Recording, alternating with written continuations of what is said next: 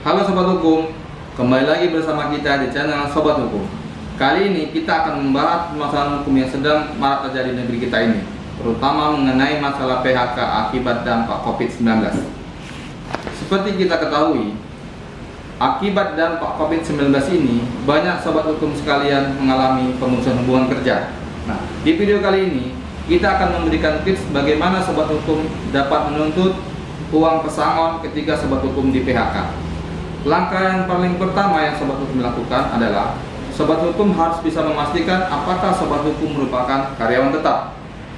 Gampang, Sobat Hukum harus melihat apakah Sobat Hukum memiliki SK pengangkatan sebagai karyawan tetap.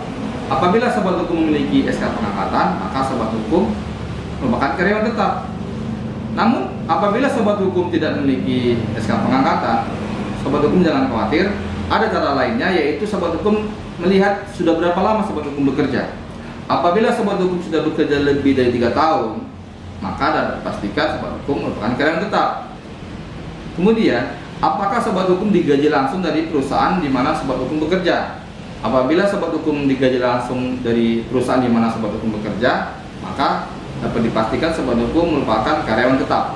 Selanjutnya, langkah selanjutnya yang Sobat Hukum dapat lakukan adalah membuat surat pengaduan, surat negosiasi di mana ke perusahaan di mana Sobat Hukum bekerja. Surat itu menceritakan perihal Sobat Hukum di PHK, maka perusahaan wajib memberikan pesangon. Nah, hitung-hitungan pesangon bisa Sobat Hukum hitung berdasarkan pasal 156 Undang-Undang Tenaga Kerjaan nomor 13 tahun 2003. Itu jelas mengatur berapa lama Sobat Hukum bekerja sehingga Sobat Hukum dapat memperoleh angka-angka pesangon yang harus Sobat Hukum terima. Selanjutnya, di surat pengaduan atau negosiasi ke perusahaan tersebut, Sobat Hukum harus memfotokopinya untuk menjadikan bukti untuk proses hukum selanjutnya. Apabila Sobat Hukum setelah mengirimkan surat kepada perusahaan, Sobat Hukum tidak memperoleh respon, maka Sobat Hukum harus lanjut kepada pengaduan tripartit. Pengaduan tripartit ini adalah pengaduan Sobat Hukum kepada atas perusahaan karena perusahaan itulah mem-PHK Sobat Hukum, namun Sobat Hukum tidak diberikan uang pesangon. Nah, pengaduan ke Dinas Tenaga Kerja itu dilakukan di mana domisili tempat kerja Sobat Hukum, di mana domisili perusahaan di mana Sobat Hukum bekerja. Nah, ketika pengaduan sudah Sobat Hukum lakukan, maka Sobat Hukum akan dimediasi nantinya oleh Dinas Tenaga Kerja. Itu dilakukan oleh seorang mediator dari Dinas Tenaga Kerja. Nanti perusahaan Sobat Hukum akan dipanggil dan Sobat Hukum sendiri akan dipanggil. Di situ akan dimediasi. Nah, ketika dimediasi nanti bisa saja kemungkinan selesai. Nah, kalau selesai, syukur, berarti permasalahan PHK sudah selesai, Sobat Hukum sudah dapat uang pesangon. Namun, apabila tidak selesai, Sobat Hukum harus melanjutkan lagi ke Pengadilan Hubungan Industrial. Tidak sulit sebenarnya untuk membuat gugatan di Pengadilan Negeri Hubungan Industrial ya.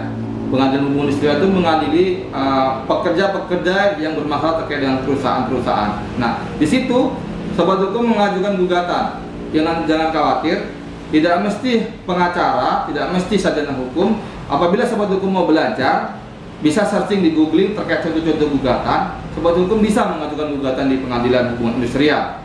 Nah, setelah itu Sobat Hukum tinggal nunggu panggilan sidang selanjutnya. Nah, di sidang itu Sobat Hukum akan memberikan bukti-bukti bahwasanya Sobat Hukum karyawan tetap, Sobat Hukum di PHK, kemudian Sobat Hukum harus mendapatkan pesangon. Nah, setelah itu sidang putusan, maka Sobat Hukum dapat hak-hak Sobat Hukum sekalian.